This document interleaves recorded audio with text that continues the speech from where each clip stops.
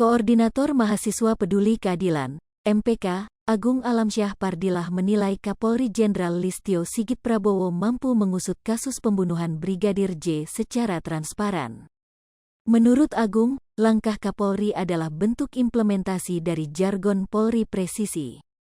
Dengan ditetapkannya Irjen Pol Verdi Sambo sebagai tersangka dan dilakukannya evaluasi menyeluruh terhadap jejaring FS di tubuh Polri yang diduga ikut membantu skenario busuk FS menggambarkan Kapolri tidak main-main, artinya Kapolri dapat diandalkan, ujar Ketua Keluarga Mahasiswa Banten, KMB, Bogor melalui keterangan tertulis, Rabu, tanggal 17 Agustus tahun 2022.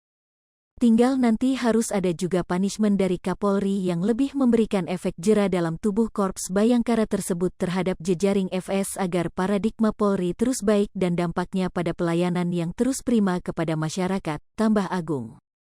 Meski begitu, Agung menilai masih ada PR yang harus dituntaskan Polri, yakni membongkar motif dari pembunuhan supaya terang benderang. Menurutnya, hal ini penting agar tidak beredar banyak spekulasi mengenai motif kasus ini.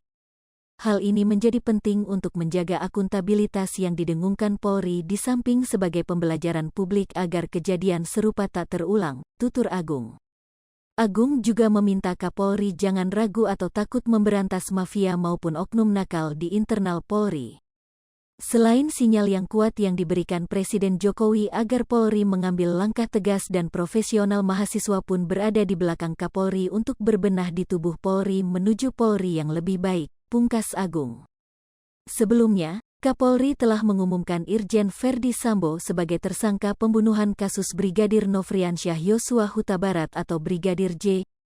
Diketahui, Brigadir J tewas akibat luka tembak di rumah Sambo kawasan Duren 3, Jakarta, pada tanggal 8 Juli tahun 2022.